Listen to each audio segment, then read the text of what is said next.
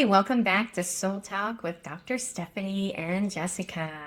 This is where we come together each week to have real, honest conversations, those ones that we perhaps don't have in everyday life. I am an acupuncturist, mind body coach. I am also the creator of the Soul Wise Method. And Jessica Hinder is my co host, who is an entrepreneur and Reiki master. And we are here each week just having conversations about things that light us up and talking about a lot of times often about our own personal lives.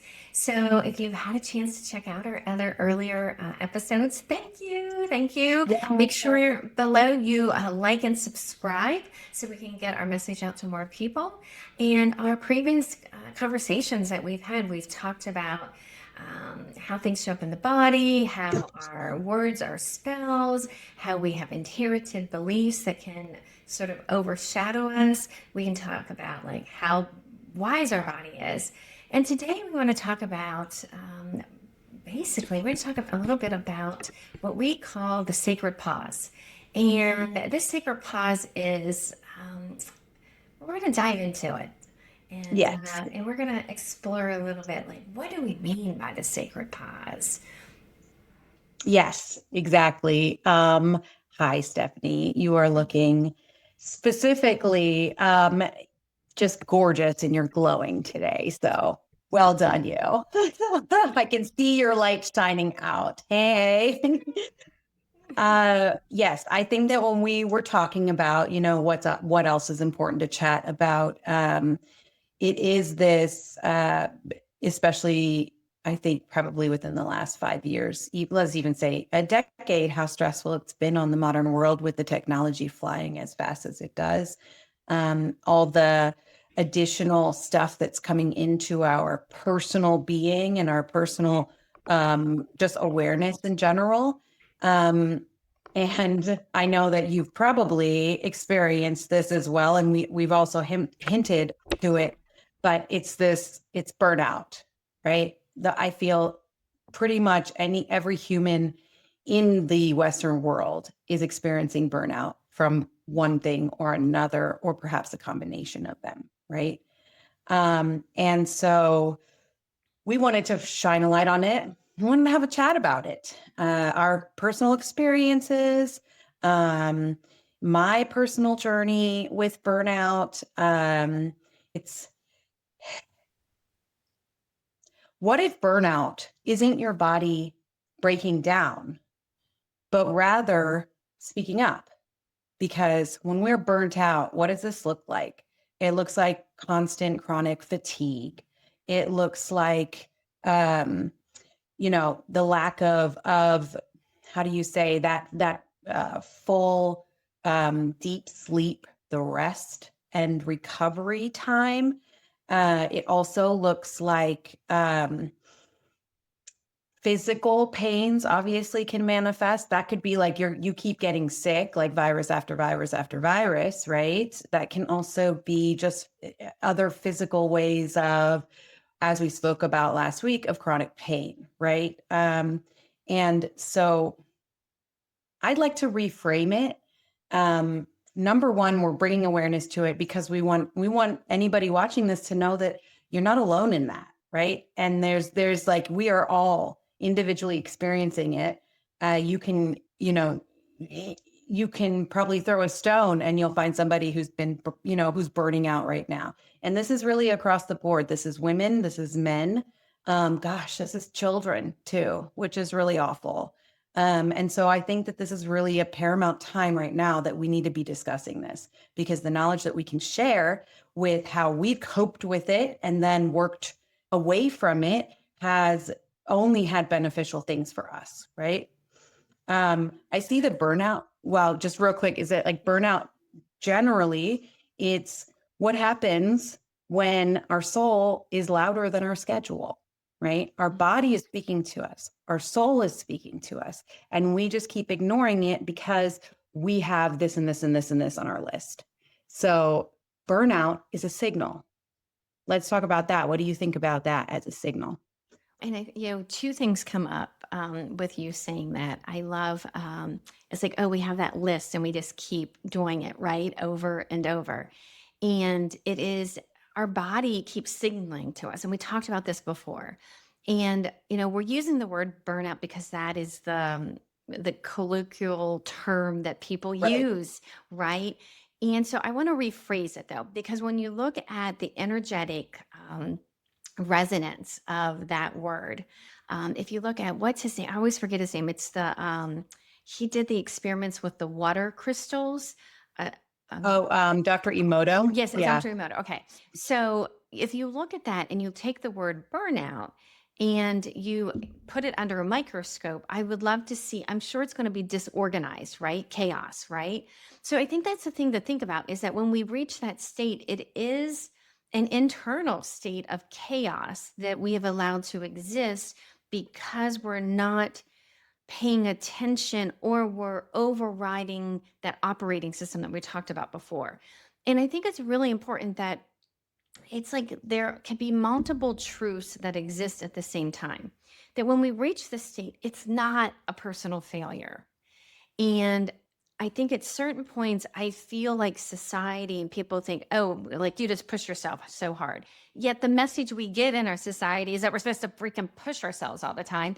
And we're supposed to be, Keep especially women, going. right? Just go, go. Like if you don't stop, then you're failing. But then when you burn out, then you're failing. But I want us to reframe that instead. And then you came back and said, look, it's our body creating the signals that says, hello, we got to stop. Like you got to have the pause.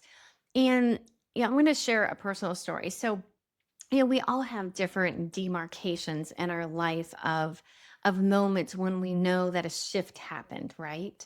And for me, there are a couple ones when the space shuttle Challenger exploded and I watched it live on TV and the shock of that, like, whoa, right? When the Berlin Wall came down, I remember that moment where I was. Maybe not everyone that was important, but I was a poli sci major and studied law and sociology, so it was important to me. And then 9/11.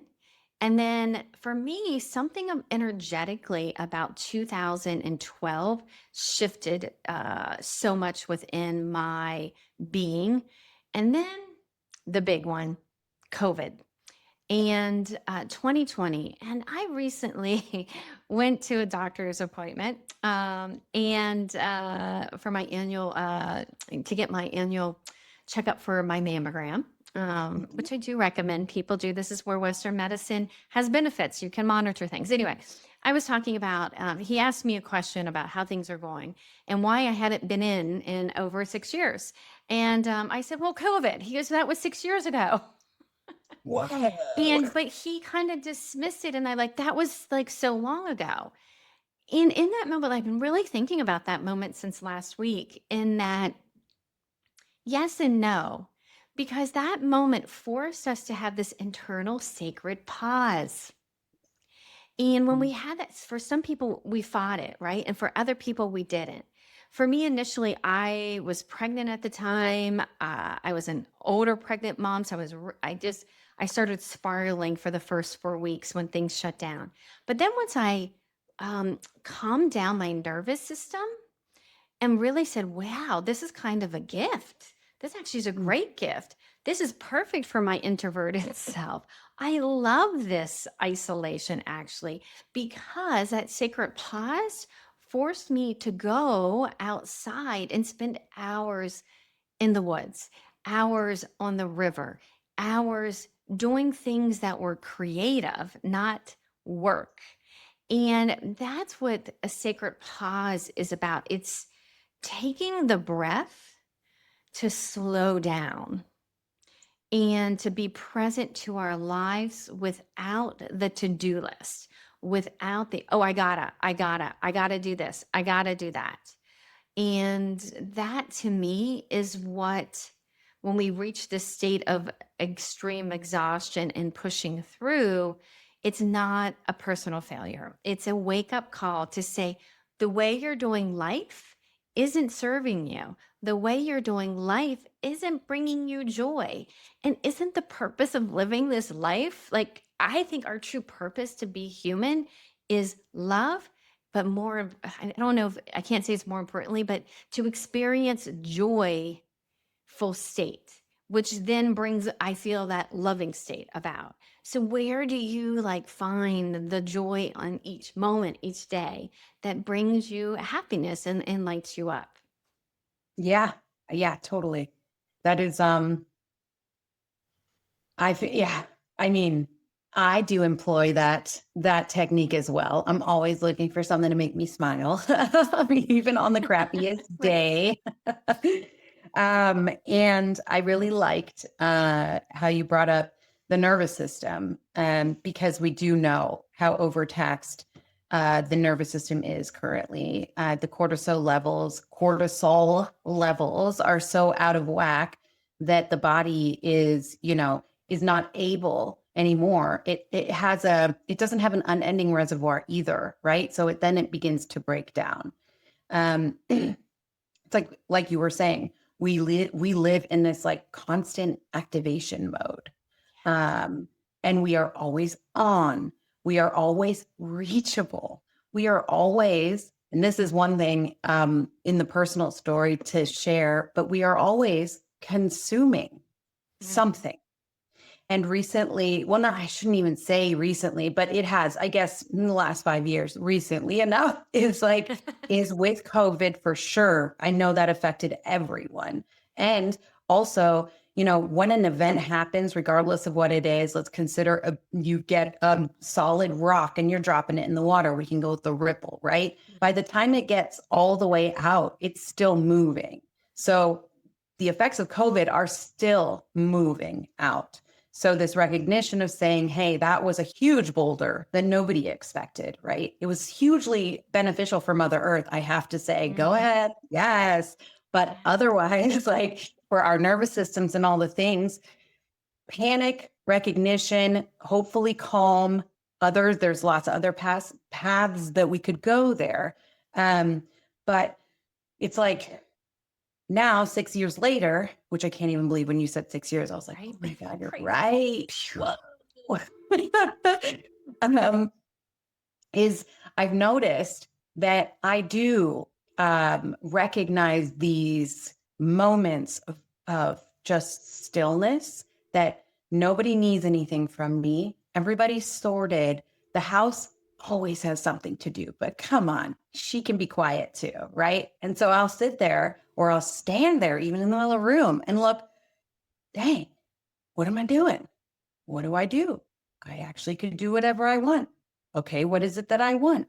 And then I'll have this conversation within myself. And I notice, as with that third person observation, is like noticing, oh, like the hand wants to grab the phone and check all the notifications, right? And that's another thing with this always on and always reachable with our nervous system is one technique, simple, easy, that I employed was I just turn off notifications for non-important things. Facebook, Instagram, the social media aspects of the phone. I really like, I don't ever know until I say, oh man, it's been a while since I checked Instagram, or, I want to go on Facebook Marketplace. Then I'll see them all. And I have to say that has been incredibly healthy, helpful, and supportive for my personal nervous system, because I feel like I'm always on, and then it's like consume, right? The kids are playing the video games, they're fully consumed. We're scrolling through useful information. Wait, because I was just talking to my son yesterday about this, and I was like, I think I've actually moved on from video games or games. I don't have a game on my phone. I'm in my head, and in where I'm at in my life, I feel like it's not that it's a waste of time, because play is incredibly important. It's more so, if I'm going to sit and beep beep on the phone, honestly, I'm going to look for like DIYs or crafts that I can do with my Yeah. hands, like because I want my That hands to be busy. creativity. Because Yeah. I think so much of how the world has been shaped, in that why we have this disconnect, is that we've been bombarded by, oh, we're supposed to have the phone. Yeah, we're supposed to have this little phone thing all the time with us, or our computers, or our Garmin watches, or our, Apple Watch, The whatever, our smart Aura rings. everything. Like Yep. there's all of these things that we're supposed to be attached to. And what it Mhm. does is it distracts us from the actual existence of being and this human way of being and being in a natural rhythm. It pulls us out of natural rhythm. And honestly, when we're put out of natural rhythm, honestly, it enables others to be able to manipulate and control us, honestly. And so Exactly. there is I will say, I believe there's some sort of agenda. I don't think that's a conspiracy theory, but I Not at do this feel, point. but it definitely, when we're pulled out of natural rhythm, like when I look at it from a Chinese medical perspective, it is about getting the body back into harmony with the seasons and the seasonal flow. And yet we look at life and we look at our artificial light, which is wonderful, and we look at our AC, which is wonderful, and our heating. All those things are wonderful. And they do create this artificial light that keeps us up later, right? That we get out of the circadian rhythm, and when we're out of that rhythm, we just think it's okay to feel like crap, honestly. And we become, that's the new normal. I'll share a quick story about like feeling like crap. I I was feeling really tired and exhausted. This was years ago. And I was like, I don't know what's going on. I just feel horrible. And my next door neighbor at the time happened to be an ER doc. So my husband went next door and said, hey, Michelle, can you just come over and check out Stephanie? I don't know what's going on. So she comes in as a quick check and she's like, you need to go to the emergency room. I don't know what's going on, but there's something's not right. Let's have you go. I'll call ahead. So she calls ahead, gets it all set up. I go. Turns out my iron is really low. I'm on the border of needing a blood transfusion. And I had people say, well, how did you not know? You were so tired. And this is the thing, is this is what I've learned, and also from treating patients. Okay. And it wasn't like I mean, I guess you could say it was an accusation, but it made me think, like, because my baseline is low, right? So Mhm. for me, this is normal. I don't know Yeah. what it feels like to be otherwise, because this is my existence. Now, once I got what I needed, I was like, well, dang, I feel great. This is a lot of energy. What am I gonna do with all this? Wow. This But girl I turned into Ariel talking about a whole new right, it's world. just like, No, wait, hello. Jasmine. Sorry, Yes, you are Jasmine, a Ariel. whole Jasmine. new Yeah. world. Well, Anyway, I but I know. think that's such a really, like, for me, it's something that happened. I mean, I guess maybe 14 years ago now, but it's stuck with me that our level of what is normal is variable depending on our state of being, right? And if we're out of the natural flow of life, then that rhythm then can lead to this, us sort of just not being able to keep it all together, because right now what I'm seeing is technology has accelerated so much. And with that said, though, I do believe there's a way to use technology to give us back more time, that we actually have more time to have more creativity and to be in nature. And I know there's this whole conversation about like AI, like, oh, this is horrible. Now, I think that there are benefits to it and there are downsides. I do, looking at some of the things, there are other ways we can work with these. We don't need, I don't think that we need like oh, I'm gonna get, I have to watch what I'm saying. Okay. These big centers, okay? Like, I don't know that we necessarily need the big centers. I think there's actually technology, I believe we have it already, that is able to condense it so we don't have to take up so much square footage, and there's ways to cool it. So anyway, like, I think that the technology is there. It's just if those are running those are willing to tap into it, because it's there. Like my guides have said, it's there. Mhm, It's there, absolutely. And I know we're kind of mhm. going off in different tangents today, but this is kind of where my brain's working today. But Yeah. my guides are like, no, the technology is there, but there are those that don't want that technology for various reasons. But anyway, at some point that's not going to matter, because the new technology is going to bubble up. But as a side note, the whole intent, okay, if you look at that AI as a cosmic intelligent entity, part of it is, I think part of the purpose is to afford us more creativity and more time for being instead of doing, and that will actually lower our burnout rate. And I do believe, and I know that there's this fear like all these jobs are going to go away, but I'm like, okay, push that aside. Don't think about like the jobs that we know of now. It's going to create other creative endeavors that we don't even know are possible because we haven't had the space or the time to be able to be these creative beings fully.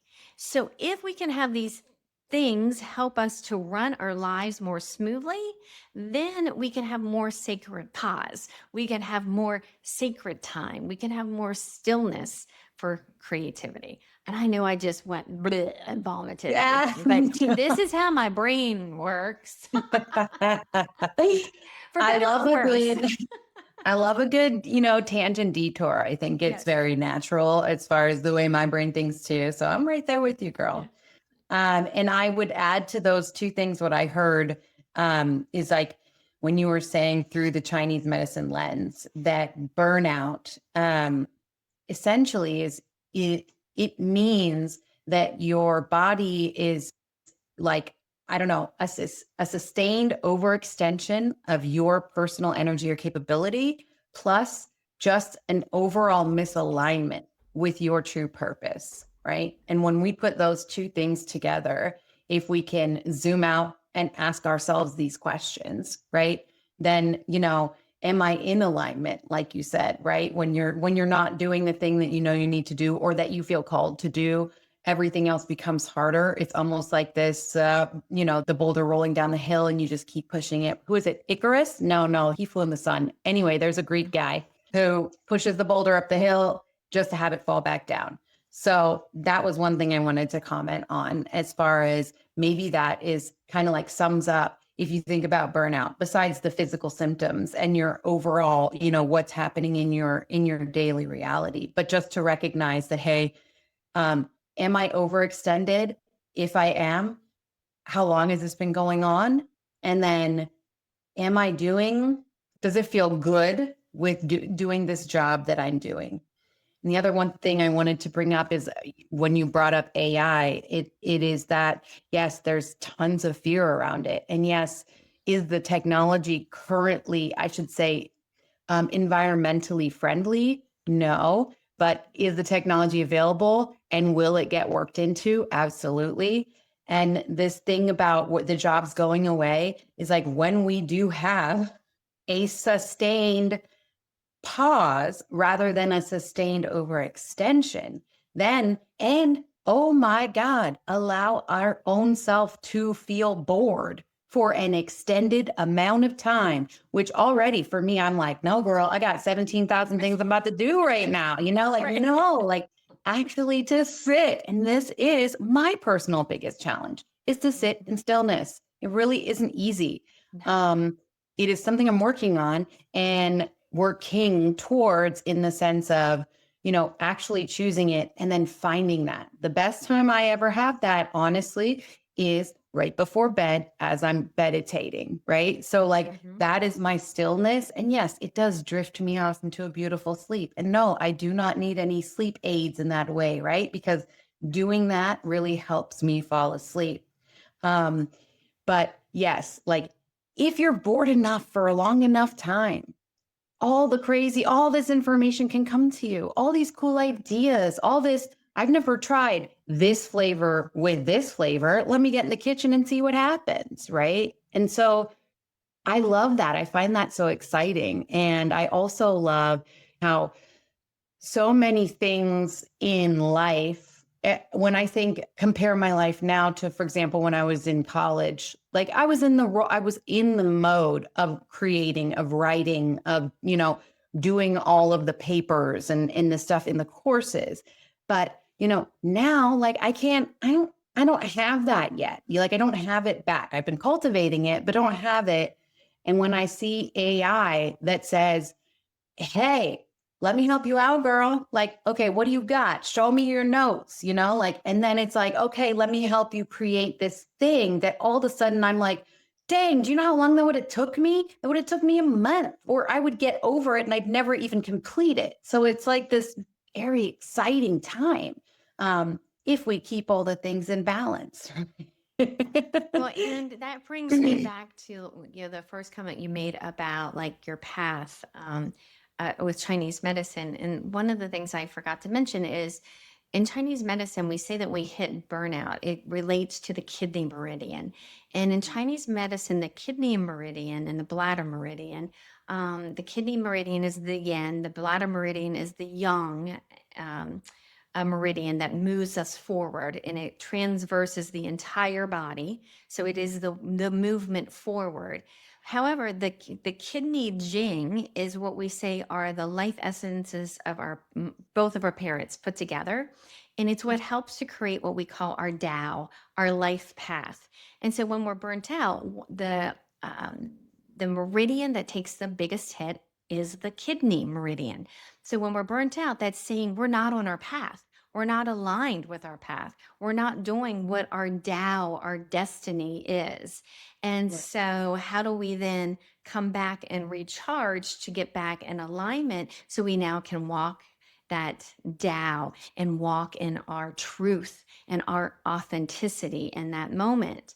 And I agree. Like the other piece you were saying, I've been at this. I started studying metaphysical, spiritual things when I was in middle school. So, 11, 12, 13 years old. So it's been a lifelong journey of ebbs and flows. And sometimes, like when you go to a retreat, you come back home and you're all gung ho and you're going to do all these things and you stick to it for a whole week. Yes, I Oh did. yeah. Good job for you. Dang, a whole week.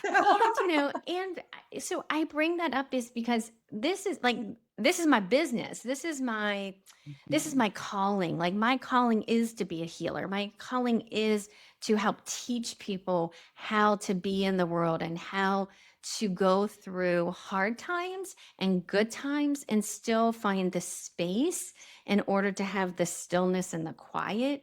And I know even myself, like today I went outside and I get restless. Like I was sitting out there, I was like, just sit, put your feet on the ground, drink your tea, just be present here to this moment. But I kept getting startled. Oh, there's a bird. Oh, there's the squirrel. Oh, someone's walking down the street. There's their dog. Okay. I mean, and my mind was like squirrel brain. Doop, doop, okay. And then I'd come back and I'd have, maybe 30 seconds or a minute of this. Okay, I got it. And so it's a reminder. It's in that movie, Julia Roberts, and when she did Eat, Pray, Love, right? And she went to the ashram and she had those days where she's like, every day was so hard for those 30 days. But yet, as she did it more and more, her stillness muscle got bigger and bigger capacity. But when she first started, the body wasn't regulated to be still. It's regulated to respond. It's regulated for survival. It's regulated for reaction because, I don't pay attention to mainstream media now, or I keep a cursory view of what's going on in the world. I don't get enmeshed in it. So I have like this peripheral understanding. But it's meant to get you into the drama, right? Because if you're in the drama, then you don't think for yourself because now you're reactive to whatever the drama is. And so part of it is how do you step back, and how you do it is learning to teach yourself these sacred pauses. So these are a couple of steps that I do for myself. Is for me, I have two grown children, and then I have a 5-year-old, and he gets on the bus every morning at 8:31. I walk him to the bus stop. And on the mornings that I don't see clients early, I come back, I grab my tea, and I have this little bistro table that my mother gave me years ago. And it just makes me feel connected to my mom who has passed on. And I go and I sit there. And it's like my morning chat with God and with my mom and my angels. And I take, even if it's 5 minutes before I rush to go to my office, I just sit there and like, and take a moment. And when I do that and I make the time to do it, it resets my whole focus for the whole day. When I don't, then I'm like, oh, it's like, right? But that's one thing that I've carved into my day. And I'm like, just start with 5 minutes. That's it. You don't have to Yeah. do more than that. Mm. And sometimes it goes longer. Like today, I sat out there for like 30 minutes, and then I was like, oh, I gotta go. However, while I'm sitting there, yes, I saw the birds and I saw the robins and the blue jays, Yeah. which was lovely. I was so tempted. Where's my phone? Where's my phone? The addiction that Hmm. is attached with the dopamine hit of the phone was where I was like, nope, you're just sitting here. Nope, just sitting here.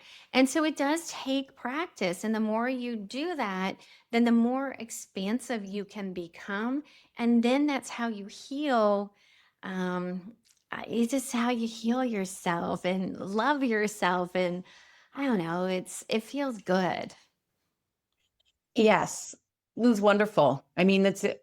Gosh, I feel like, I mean, if we are living such similar lives, I know that so many others are too, because I did begin that progress or that process too of just when I recognized, you know, uh, when I learned about even what the chakra system was, right? And with Reiki, within Reiki, it's like the first thing you need to get in order, I should say, the place that most humans have, blocks in are your root chakra, your sacral, and your solar plexus. And these are the bottom three chakras um, that are tied to our 3D world, our body, our mind system, like the way in which we react to things, the stuff in our lives, how to stay safe, what are we going to create, how to make money, all of those things are, yeah, it makes sense. We all have blocks in there, right? Yeah.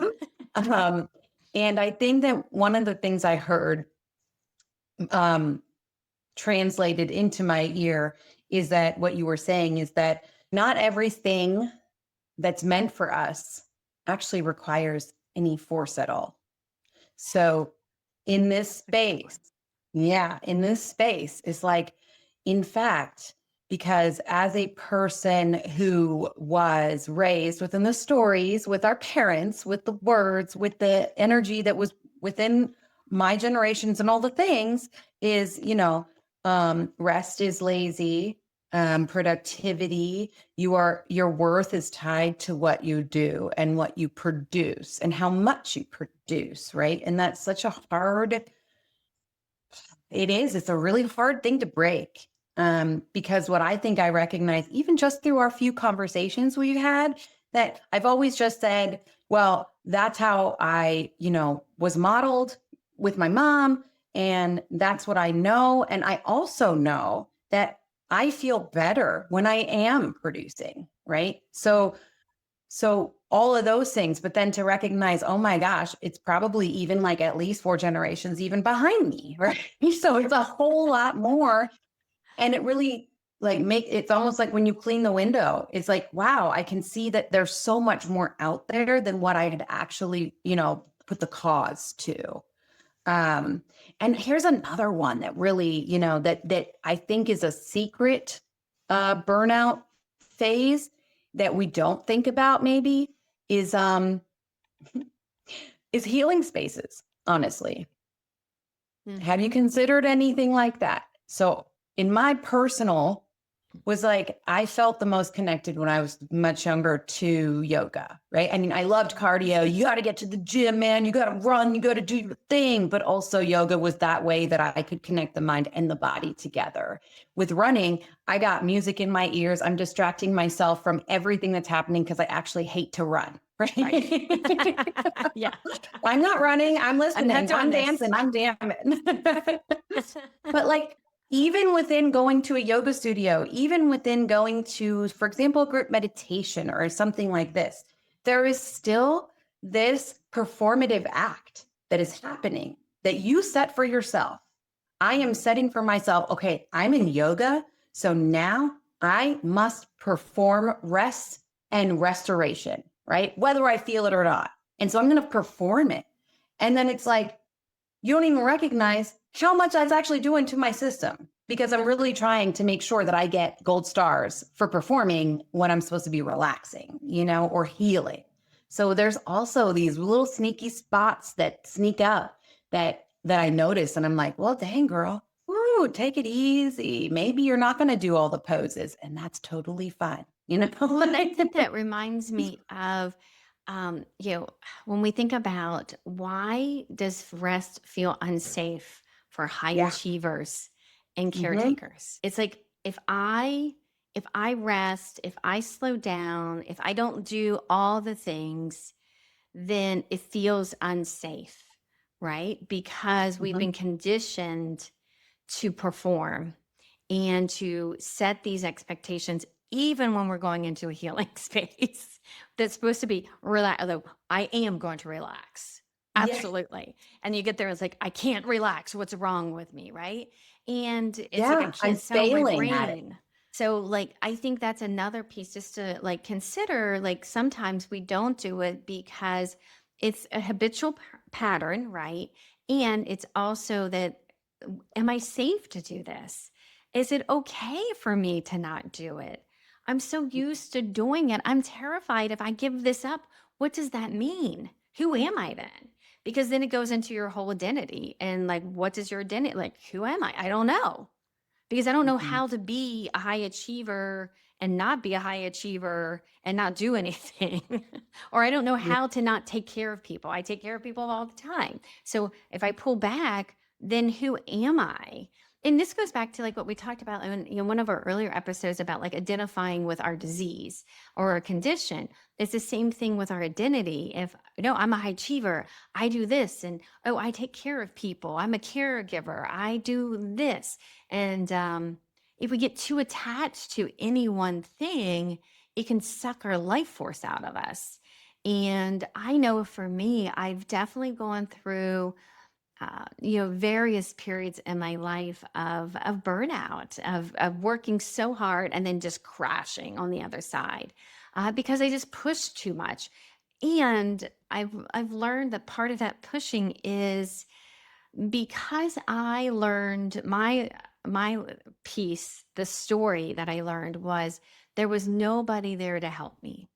And there wasn't when I was younger. So as a result, I think a lot of people I observe, and a lot of women and men too, it's very difficult to reach out and give the olive branch, if you will, and say, I need help. I need your support, because so often when you were a little kid, you got that. For me, I it was eh, it never I'm going to say it was failure. Like it never produced anything. It was, oh, you don't need that help. Oh, you can do it yourself. And so my request for help was consistently rejected. So as an adult, I'm reparenting myself to be willing to collaborate with people, to do collaborative projects, because I have had this notion everyone's going to let me down. No one's going to produce the way I do. No one's going to be Yep. at the same level because everyone else that I've done, they've never met me there. So why Mhm. do I do that? Because it doesn't feel safe. So I'm just going to control it all, right? So I think that that also that amount of control we have leads to burnout because we're not Mhm. asking for help. We're not being collaborative with people. We're not. We might think we're being collaborative, but we're controlling every aspect of it, and that's going to burn you out so fast. So all little nuances, right? About what does it mean, and how do you recondition yourself and think about life in a new way and take those risks to reach out and say, "Hey, I could use help here. In which way can you help me? Or in what way can you partner with me? In what way can we collaborate?" Mhm. That's beautiful. And yeah, that's really it. It's such a, and what I'm hearing is like your fear is saying, if I rest, everything will fall apart, Mm-hmm. right? Because I'm alone, because I can't trust somebody else to complete the job the way that I would do it. The control, as you said, it really Yeah. mentally takes up so much energy, even though the outcome literally could be the exact same, no matter who did it. Or it could be better. What about It could that? be even some, What? it Why would can't take it be a better? different It could be direction so much completely. better. completely, absolutely. And it really, I just want to take a moment with that because that is what I have been working on actively. And it is to be vulnerable in front of others. And for a lot of people, this is something we do not have experience with because, as you said, with your childhood, right? That you were dismissed or you were denied the help and support that you needed. So we don't, we don't know. It does feel unsafe. Being vulnerable feels hella unsafe. Like I can't even. And I have personally been really pushing the boundary of what I believe is unsafe. And I have been trusting in myself, in my guides, my angels, my higher self. I've really been saying, okay, um, it's time to let go. I mean, a solid mantra that's easy to remember is let go and let God. Now, you don't have to say God, but it rhymes. So it Yeah. works. And plus, it's the energy that I'm talking about. So it's like let go and let God. And then also trust that energy, if I am in alignment with my personal truth being like, holy crap, I need help. I need support. I'm tired. I can't do this, all the things. If I deny that, of course, we get burnout. But if you are in alignment with that and you can be brave enough to be vulnerable and say to your partner, this is something I've been working directly with and saying, here's the deal. I'm feeling completely overwhelmed. I have this and this and this to do. And food, I can't, like I physically can't. I don't have it. So if you have a few more spoons, it's like the spoon theory. You can't, give any spoons you don't have. It's like if you have even one more spoon than I do, can you please help me, right? And it doesn't always work out in my favor. This is the real truth. And then I have to work through the whole, now I've been denied and I was vulnerable and that was really hard. And I'm never doing that again, And it's like, well, hold on a second. He's also there, right? He's also maxed out. He's also all the things. Like if you want somebody to see you and your vulnerability, then in your honesty, then you have to be willing to open up and to see them as well when you ask for that help. Because it is not fair to say, well, I'm doing the work and this is really hard for me. I mean, sure, you can say whatever you want, Yeah. of course. But what I will say to keep a balanced view is to say, hey, well, that really sucks. Like that would be the best response I could give to him. Well, that really sucks. I guess, I'm just going to eat a protein bar or I'm going to make a protein shake because that's the only thing I can do. I've got nothing left and that's fine. Right. But at least it's me being like, I am still going to respond with love and understanding. I'm going to see him, hear him, and understand him that he is also in a very stressed out spot. Right. So that's that inner work. That's that inner work, girls. That is vulnerability is like heebie-jeebies. It really drives me crazy. Yeah. And yet, if you're not willing to allow yourself to go to that vulnerable place, then how do you ever honestly ascend, and become a more consciously evolved human being?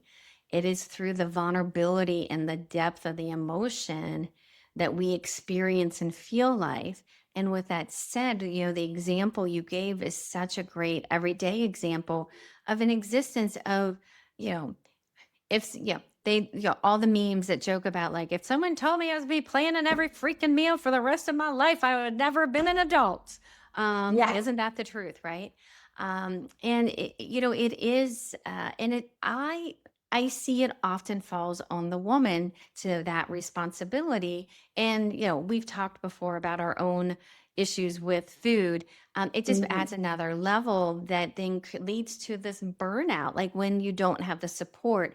But the issue though is that it's the onus is on us to let Mhm. other people know. We can't, it's not fair for us to get annoyed and frustrated and irritated and angry because someone isn't helping us because we never told them that we needed help.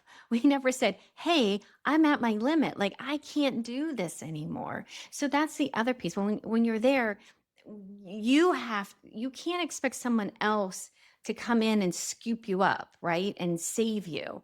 And I see this often with some folks, and it really is. And when we're depleted, we often don't have the energy to be able to reach out and ask. So it is this, duality that we exist in. And it's so important to have the vulnerability.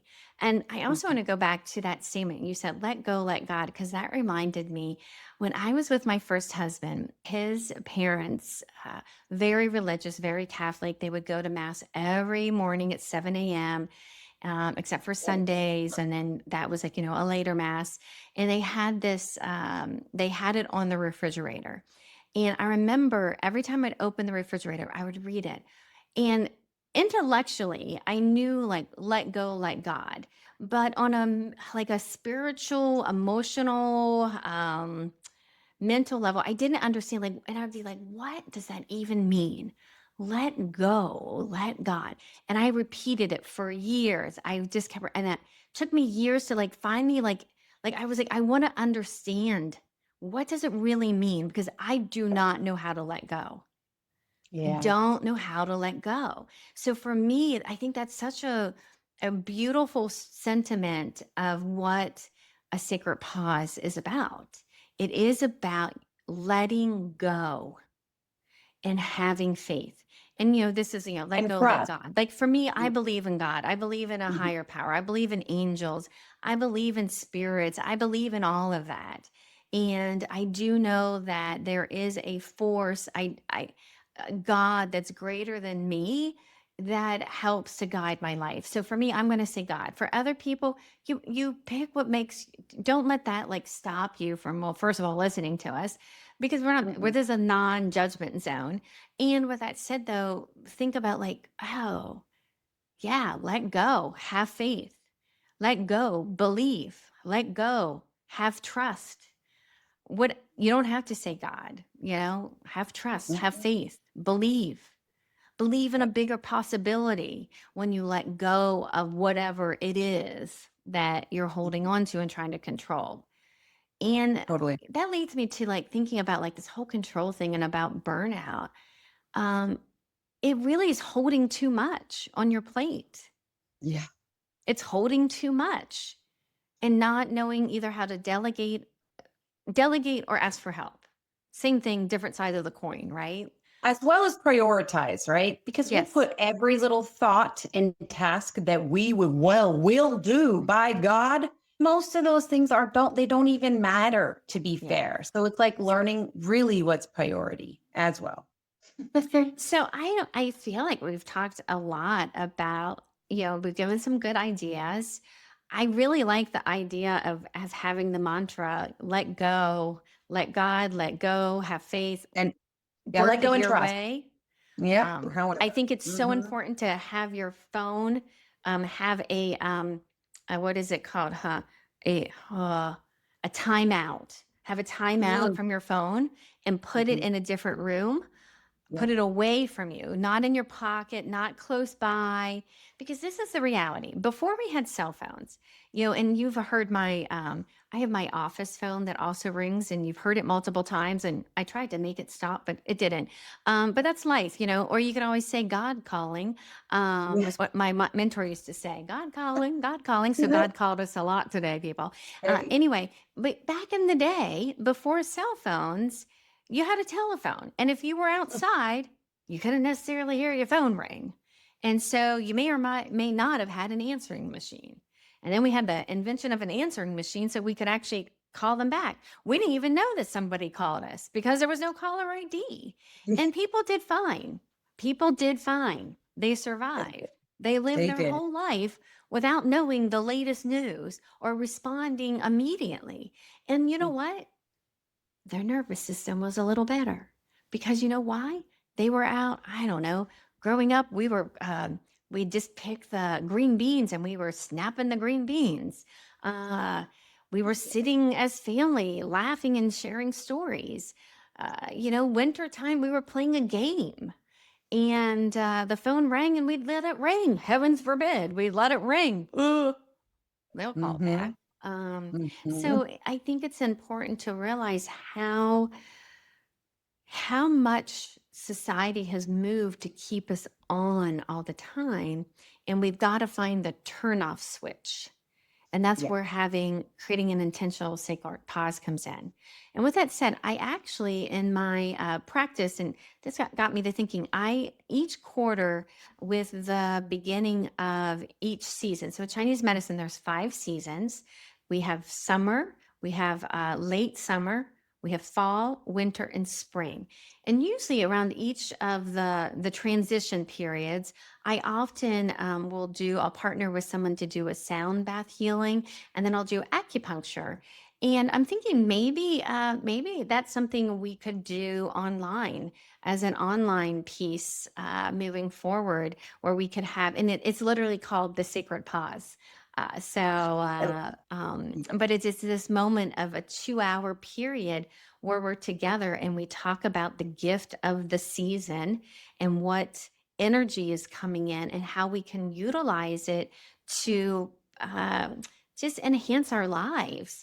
And then we just have a quiet time where we lie down and we have a beautiful sound healing.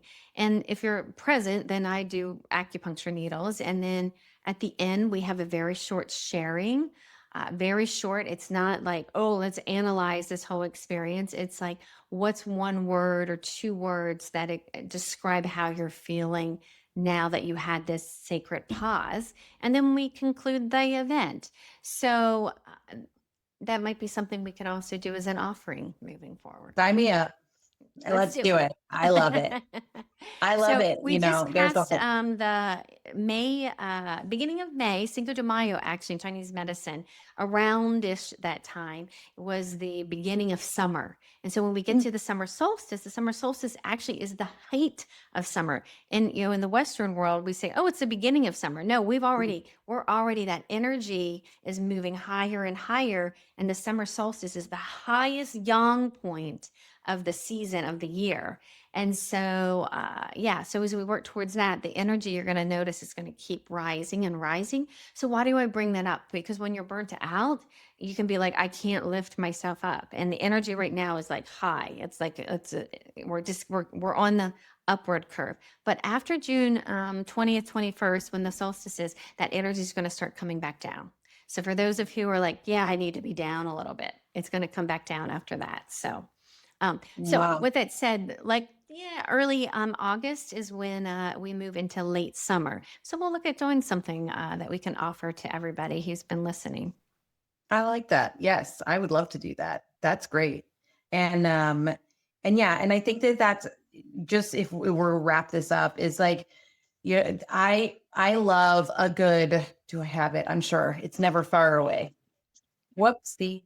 So I always have a sticky notepad, and I will write down, words that like inspire me or whatever. So, I wrote a couple down for us when Oh, in this thing. And that really, I feel like, conveys that what we've been talking about. As far as the sacred pause go, when you start to consider it and see if that's something you'd like to try out or you're curious about, um, what holds true for me is, maybe consider this for yourself, that you can't heal in the same state of energy that you are exhausted in. You can't heal in that same. And oh, you have yeah. to make some sort of switch. Something has to change. It could even just be a slight level up or a slight level down, but it can't be that same energy, right? Mm-mm. Um, Also, like, sometimes the most productive thing that you can actually do, and this still, it always goes around in my head because I don't somehow think it's true, but I know it is. The most productive thing you can do is actually nothing, Right. because your body is reorganizing when you are in stillness. That's why we sleep every night. That's why without sleep, you can go for without water for a while. You can go without food for a while. Without sleep, you will die, right? So if we can consider that, where we're like, oh, well, let's just create a little bit more rest in there, right? Let's squidge it out a bit. It's like, it's not a reward. It's not something we have to earn.